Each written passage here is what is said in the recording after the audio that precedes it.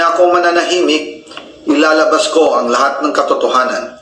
May resibo, may ebidensya, at may pangalan. Again, I informed the Speaker and asked clearance about the instructions ng Pangulo. At ang sabi niya, wala tayong magagawa.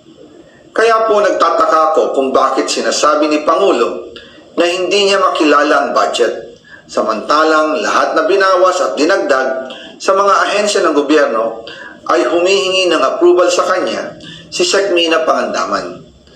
Bago namin ginawa o tinapos ni Senator Chis Escudero during the BICAM. Sinabi pa ni Sec. Mina, everything is cleared with the President. Basta importante, pasok ang pondo na request ng Pangulo.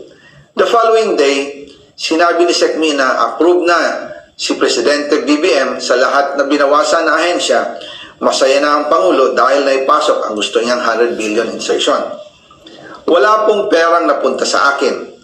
Lahat po ng insertion napunta sa ating Pangulo at Speaker Martin Romualdez. Ako lang at ang aking mga tao, sila Paul Estrada, Mark Tiksay, at ang aking mga security ay nag-deliver papunta sa bahay nila Pangulong Bongbong Marcos at Speaker Martin Romualdez sa North Forbes Park, South Forbes Park hanggang sa Malacanang. Yung mga deliveries po ay merong record ang aking mga tao.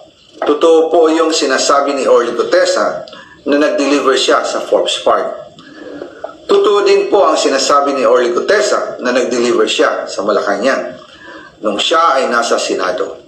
Para mapatunayan ang mga litrato na deliveries ay ilalabas ko po together with this video.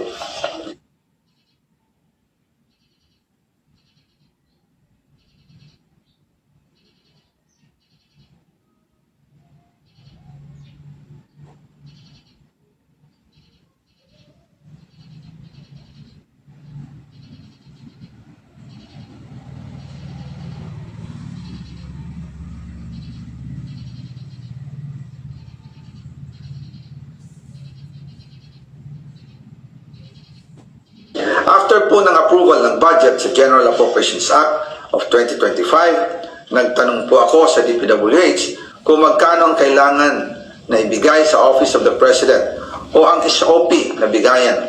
Ang sinagot sa akin ay 25%. Ang ibig sabihin nito, 25% ng 100 billion ang SOP na kailangan ibigay kay BBM mismo. In total, 25 billion ang napunta kay Pangulong Bongbong Marcos. Kaya ngayon ay hinahamon ko si Ombudsman Remulla kung seryoso talaga siya sa mga sinasabi niya sa kanyang press release na idadamay niya pati si Martin Romualdez kung magbibigay ako ng ebidensya. Patunayan niya ngayon ang pronouncement niya. Imbestigahan niya ang fraternity Brad at ang kanyang kaibigan na si Speaker Martin Romualdez kung talagang tutupad siya sa tungkulin niya. Imbestigahan din niya si President Bongbong Marcos.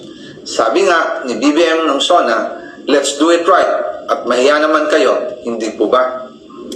Nananawagan din po ako sa Senado na imbestigahan ang 100 billion insertion ni Presidente. Alam ko po na hindi gagawin ni Ombudsman Remulla ang hamon ko. Pero magaling ang Senado sa imbestigasyon at ako ay naniniwala na dahil sa kanila, lalabas ang katotohanan.